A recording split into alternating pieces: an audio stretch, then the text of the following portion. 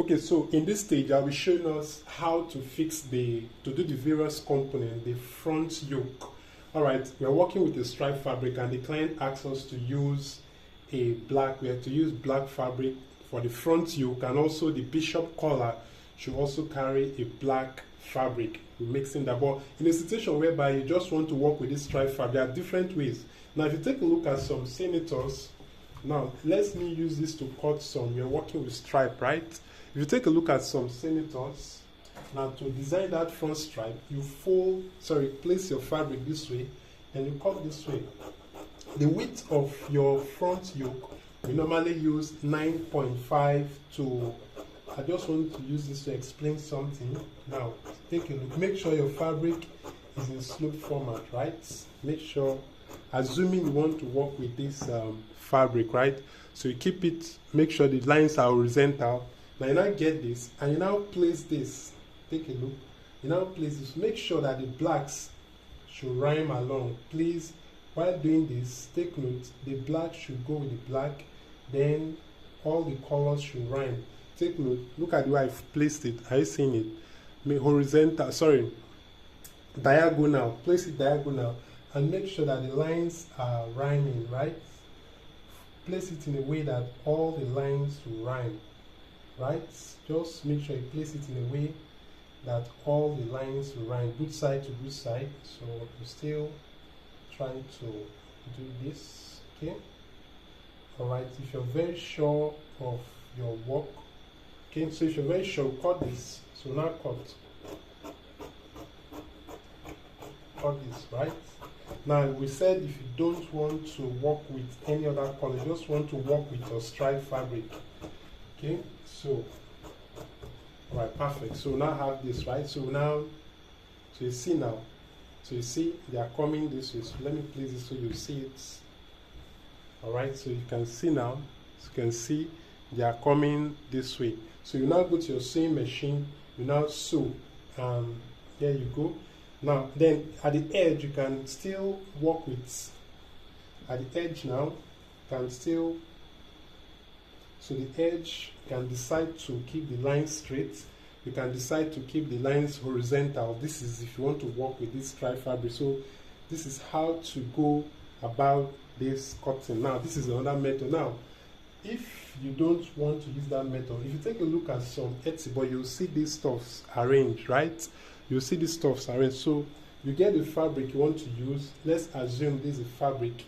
Make sure you iron out the middle, right? Iron out the middle. Then I'll be placing this at the center. You just be placing this at the center, right? As you can see, this is another method, right?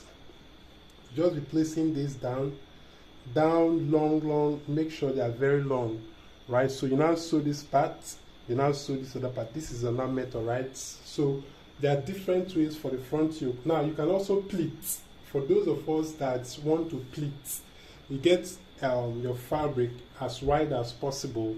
Then you now do your pleating, right? Do your pleating, you pleat. So these are various ways of going about forming your yoke. In this case, this is what I did for this person, right? Now the center here, as you can see, it is having, while we're doing this, the fabric got burnt. So the center there is having black. Then you also have your horizontal lines, then diagonal lines attached together, as you can see there. So this is what we did. Okay, so this will be at the center. So you cut your black, you attach this to the black, then you attach this, then you now fold the edges. The width here, we're using 9.5. That is the width. I normally use 9.5 to 10, depending on how broad the chest is. But the smaller the width, the better the front yoke. So you iron out the middle. So you iron out the middle like this. You get the center. Make sure you have the center of this, right? So you get your front panel. So you get your front panel. So this is your front panel, right? This is your front panel. And you now place this. Get your front panel. You iron out. You also take note of the center of your front panel. Then you now place this to make sure the center to center, right? Okay. The length here from this point, the length from this point here, the length from this point down, I'll be using, I think about 13. Then I also add an extra fabric at this down. We'll join on that fabric at this down. So we place this at the center. So we'll go to our sewing machine. We'll now sew. Remember, we'll leave a space here where to have a pocket filler. So we'll now sew from here, from this point, stop here. Then we'll now jump at least 5 inch. Then we'll now sew round. This point here is for the pocket filler. So let's do that now. Alright, so we've done the sewing. So the next thing for us to do is to fix the placket. If you've been following up my videos, I already showed us how to gum our placket, right? I already showed us how to gum our placket. So this is the placket to be fixing at the center there.